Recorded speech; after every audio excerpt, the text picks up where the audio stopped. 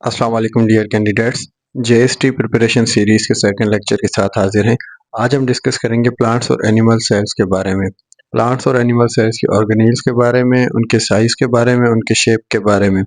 तो चलते हैं लेक्चर की तरफ, हमारे साथ जुड़े रहिएगा। आखिर में हम डिस्कस करेंगे इम्पोर्टेंट एमसीक्यूज़ लेक्चर के मुताल्लिक। तो आज हमारा जो है जी लेक्चर नंबर सेकंड है और आज हम डिस्कस करते हैं प्लांट और एनिमल सेल्स के बारे में। पिछले लेक्चर में हमने डिस्कस किया था इंट्रोडक्शन ऑफ सेल कि सेल क्या है। जितनी भी जानदार चीज़ें हैं वो सारी की सारी बनी हुई होती है हमारी सेल की। इस वजह से हम कहते हैं कि cell is basic unit of our life. तो एनिमल और प्लांट सेल्स के बारे में आज हम डिस्कस करेंगे। मल्टी सेलुलर ऑर्गेनिजम्स के अंदर प्लांट्स और एनिमल सेल्स को हम डिस्कस करेंगे। तो सबसे पहले हम डिस्कस करते हैं प्लांट और एनिमल सेल्स के पार्ट्स के बारे में। देखें, जिस तरह से हमारी और प्लांट्स की बॉडी जो है, एनिमल्स और प्लांट्स की बॉडी बनी हुई होती है डिफरेंट पार्ट्स से, जिसको हम आर्गान्स कहते हैं। और हर एक आर्गान जो है अपना एक फंक्शन परफॉर्म कर रहा होता है, जिसकी वजह से हमारी बॉडी का मैकेनिज्म जो है वो चल रहा होता है। इसी तरह से हमारा जो सेल है, उस सेल के भी डिफरेंट आर्गान्स होते हैं जिनको हम कहते हैं ऑर्गेनील्स।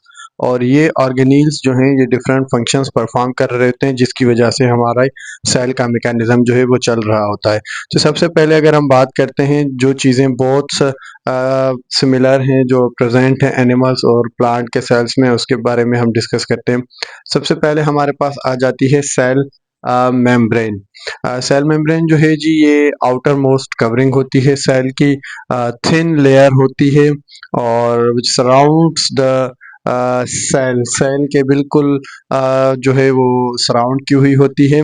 इसका काम क्या होता है कि सेल मेम्ब्रेन जो है वो कंट्रोल कर रही होती है what enters and leaves the cell.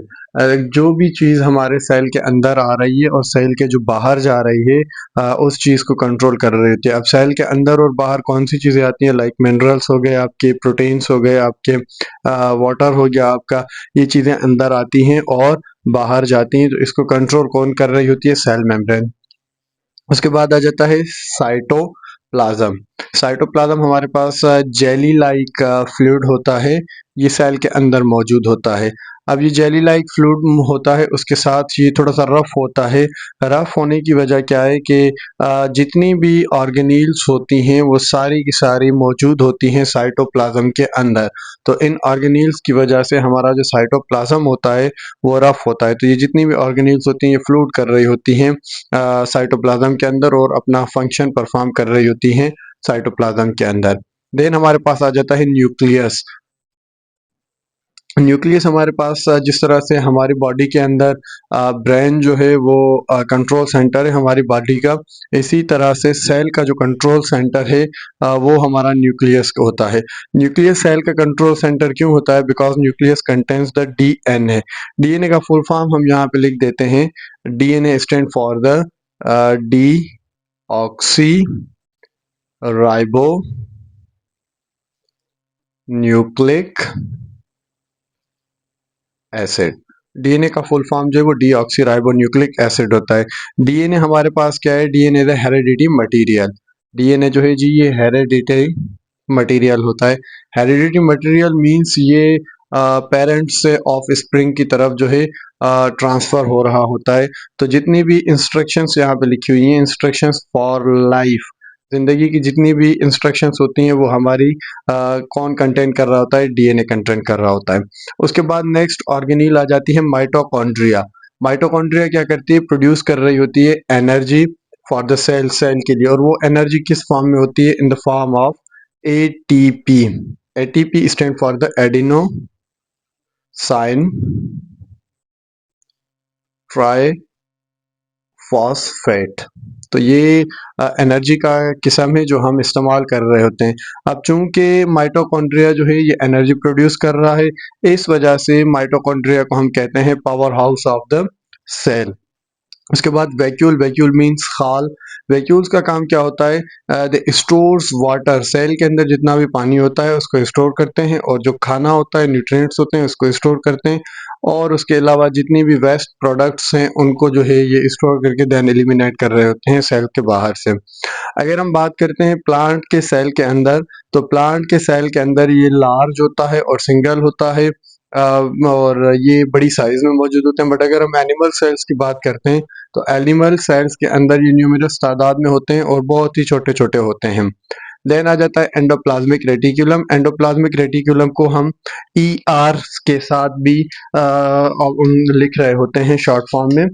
तो एंडोप्लाज्मिक रेटिकुलम का काम बेसिकली क्या होता है, helps in making proteins, proteins को बनाने में मदद कर रहा होता है, and moving them around, cell के बाकी जितने भी पार्ट्स होते हैं या बॉडी के जितने पार्ट्स होते हैं उस तरफ इनको ट्रांसफर कर रहा होता है।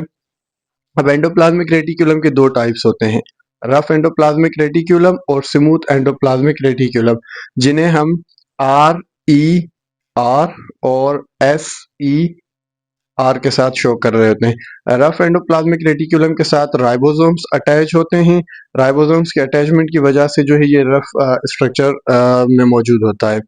देन आपके पास आ जाते हैं राइबोसोम्स। राइबोसोम्स को बेसिकली फैक्ट्रीज ऑफ प्रोटीन कहा जाता है। राइबोसोम्स जो हैं ये आपके प्रोटीन्स बना रहे होते हैं, तो ये जहन में रख लें, ribosomes are called factories of proteins. Factories of proteins क्यों कहते हैं, क्योंकि ये आपके प्रोटीन्स बना रहे होते हैं, फैक्ट्रीज ऑफ प्रोटीन्स। जहाँ पे भी प्रोटीन्स के बनने की बात आए तो आपके जहन के अंदर राइबोसोम्स आ जाए। सो फाउंड फ्लोटिंग इन साइटोप्लाज्म और ऑन द ER, एक तो ये फ्री हालत में होते हैं, मूव कर रहे होते हैं साइटोप्लाज्म के अंदर, दूसरा ये रफ एंडोप्लाज्मिक रेटिकुलम के साथ अटैच होते हैं। देन आ जाता है गोल्जी एपरेटस। गोल्जी एपरेटस को गोल्जी बॉडीज भी कहा जाता है। और गोल्जी एपरेटस जो हैं ये एक साइंटिस्ट थे जिनका नाम था कैमिलो, ये ध्यान में रख लें, कैमिलो गोल्जी। एक साइंटिस्ट थे, कैमिलो गोल्जी ने इन्हें डिस्कवर किया था, इस वजह से इसको कैमिलो गोल्जी के नाम से गोल्जी बॉडी, गोल्जी एपरेटस का नाम दिया गया है। अच्छा, इनका काम क्या होता है सेल के अंदर, ये packaging and send materials out of the cell कर रहे होते हैं। अब कौन से मटेरियल, फॉर एग्जांपल आपके सेल के अंदर जो है आपके प्रोटीन्स बने, अब उन प्रोटीन्स को बाकी बॉडी के पार्ट्स तक या बाकी जितने भी हमारे बॉडी के हिस्से हैं उन तक पहुंचाना है, तो वो पहुंचाने का काम कौन कर रहे होते हैं, गोल्जी एपरेटस कर रहे होते हैं। बिकॉज गोल्जी एपरेटस जो है ये एक वेसिकल स्ट्रक्चर्स होते हैं। वेसिकल स्ट्रक्चर हम कहते हैं ये नालियों का एक स्ट्रक्चर होता है, इस वजह से ये ट्रांसपोर्ट कर रहे होते हैं और पैकेज कर रहे होते हैं। अच्छा, उसके बाद हम बात करते हैं कि वो पार्ट्स, वो ऑर्गेनील्स जो सिर्फ और सिर्फ हमें मिल रही होती हैं प्लांट सेल में, जिसमें सेल वॉल सबसे पहले आ जाती है। सेल वॉल आपकी जो है ये आपके एनिमल सेल के अंदर मौजूद नहीं होती। सेल वॉल जो है ये रिज्ड आउटर लेयर होती है outside the cell membrane. Cell membrane होती है, सेल मेम्ब्रेन के बाद जो है जी आपके प्लांट की सेल वॉल हो जाती है। सेल वॉल का काम क्या होता है, ये शेप प्रोवाइड कर रही होती है और सेल को सपोर्ट कर रही होती है, जो प्लांट का सेल होता है। उसके बाद जो ऑर्गेनील आ जाती है, जो पार्ट आ जाता है वो है chloroplast. Chloroplast basically pigments contain कर रहा होता है, और ग्रीन कलर के वो पिगमेंट्स होते हैं जिनको हम कहते हैं क्लोरोफिल। ये क्लोरोफिल क्या कर रहे होते हैं, ये बेसिकली जो प्लांट्स होते हैं उन प्लांट्स का फूड जो है वो बनाने में हेल्प कर रहे होते हैं। अब आपको पता है कि प्लांट जो है वो अपना खाना कि एक प्रोसेस होता है, उस प्रोसेस के ज़रिए बना रहे होते हैं, जिस प्रोसेस को हम कहते हैं फोटोसिंथेसिस, जो सूरज की रोशनी से बन रहा होता है। अगर अब हम बात करते हैं जी differences between plants and animal cells. Animal cells और प्लांट सेल्स के दरमियान जो फ़र्क है वो कौन कौन से हैं। फीचर्स की बात करेंगे, कौन से फीचर्स आपके प्लांट सेल्स में होते हैं और कौन से एनिमल सेल्स में होते हैं। तो सबसे पहले फीचर की अगर हम बात करते हैं तो हमारे पास आ जाता है सेल वॉल। सेल वॉल हमारी प्लांट सेल में मौजूद होती है, जबकि एनिमल सेल के अंदर ज़हन में रख लें एब्सेंट होती है। उसी जगह पे अगर हम बात करते हैं सेल मेम्ब्रेन की, तो सेल मेम्ब्रेन दोनों के अंदर मौजूद होती है। दूसरे नंबर पर दूसरा फीचर जो हमारे पास आता है शेप। शेप की अगर हम बात करें तो प्लांट का जो सेल है वो रेगुलर शेप का बॉक्स लाइक स्ट्रक्चर होता है, जबकि एनिमल के सेल की अगर हम बात करें तो ये या तो राउंड होता है या तो इरेगुलर शेप का होता है। थर्ड नंबर पे हमारे पास जो फीचर आ जाता है वो है क्लोरोप्लास्ट यानी ग्रीन पिगमेंट। क्लोरोप्लास्ट जो है वो प्लांट्स में मौजूद होता है। क्यों मौजूद होता है? For the photosynthesis. जबकि एनिमल सेल के अंदर ये जो है जी एब्सेंट होता है, क्योंकि एनिमल्स जो हैं वो फोटोसिंथेसिस परफॉर्म नहीं कर रहे होते इस वजह से। चौथे नंबर पर अगर हम बात करते हैं वैक्यूल्स की, तो ये मैंने पहले आपको बताया कि जी प्लांट सेल के अंदर एक ही होता है, लार्ज साइज में होता है। अच्छा, इसकी वजह से जो प्लांट के सेल का न्यूक्लियस है वो push toward the cell membrane होता है, क्योंकि ये साइज में बड़ा होता है तो ये थोड़ा सा जो न्यूक्लियस होता है प्लांट्स का उसको धकेल देता है। अगर यहीं पे बात करें हम वैक्यूल्स की एनिमल सेल्स में, तो ये बहुत छोटे छोटे और न्यूमरस तादाद में मौजूद होते हैं। पांचवें नंबर पर अगर हम बात करें एनर्जी सोर्स की, कि एनर्जी कहाँ से मिल रही होती है, तो प्लांट्स जो हैं वो एनर्जी अपनी सनलाइट से हासिल कर रहे होते हैं वाया क्लोरोप्लास्ट के जरिए। जबकि अगर हम बात करते हैं एनिमल्स की, तो एनिमल्स के अंदर फोटोसिंथेसिस नहीं होता, दैट्स वाई ये डिपेंडेंट होते हैं, फूड ईटन होते हैं। उसके बाद हम बात करते हैं इनकी साइज और शेप की। तो प्लांट की सेल्स जो है आर यूजुअली लार्ज, ये आपके जो है एनिमल सेल से बड़े होते हैं, रेक्टेंगुलर या फिर स्क्वायर शेप के होते हैं। जबकि एनिमल सेल्स की अगर हम बात करें तो ये साइज में छोटे होते हैं और ये राउंड या तो फिर इरेगुलर शेप के होते हैं।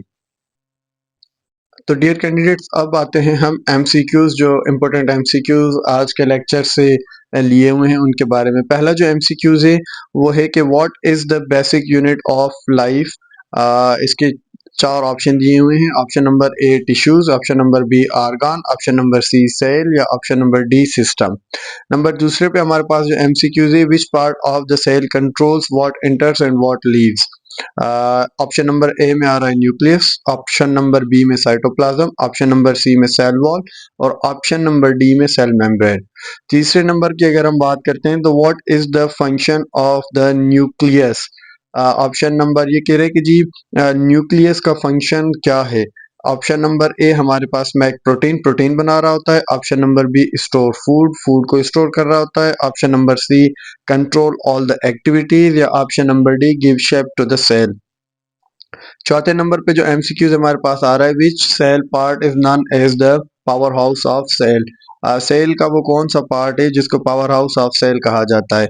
Option number A Golgi bodies, option number B ribosomes, option number C mitochondria, option number D vacuoles. Number पांचवें पे हमारे पास which organelle make protein. Cell की कौन सी ऑर्गेनीली है जो प्रोटीन बना रही होती है। ऑप्शन नंबर ए में आपके पास राइबोसोम्स, ऑप्शन नंबर बी में आपके पास वैक्यूल, ऑप्शन नंबर सी में क्लोरोप्लास्ट और ऑप्शन नंबर डी में न्यूक्लियस। छठे नंबर पे अगर हम बात करें तो what do chloroplast help to plant cell do. ये कह रहे हैं कि जी क्लोरोप्लास्ट सेल की किस चीज में हेल्प कर रहा होता है। फूड स्टोर वेस्ट में, कंट्रोल द सेल में, मेक फूड यूजिंग सनलाइट या option number D make protein. सातवां एमसीक्यूज जो है, which structure is found only in plant cell. ये चार स्ट्रक्चर्स दिए हुए हैं, इनमें से कौन सा स्ट्रक्चर सिर्फ और सिर्फ आपका प्लांट सेल में मौजूद होता है। Option number A nucleus, option number B cytoplasm, option number C cell wall या option number D mitochondria. Question number 8, MCQs number 8 है, compare to animal cell plant cell usually है। अगर हम प्लांट के सेल को एनिमल के cell से compare करें तो option number A smaller vacuole, option number B no vacuole, option number C one large vacuole या option number D many small vacuoles होते हैं। क्वेश्चन नंबर 9 की अगर हम बात करें तो which of these organelles is responsible for packaging material in the cell. कि इन ऑर्गेनील्स में से कौन सी ऑर्गेनील है जो पैकेजिंग ऑफ मटेरियल का काम परफॉर्म कर रही होती है सेल के अंदर। Option number A Golgi bodies, option number B ribosomes, option number C chloroplast, option number D cytoplasm.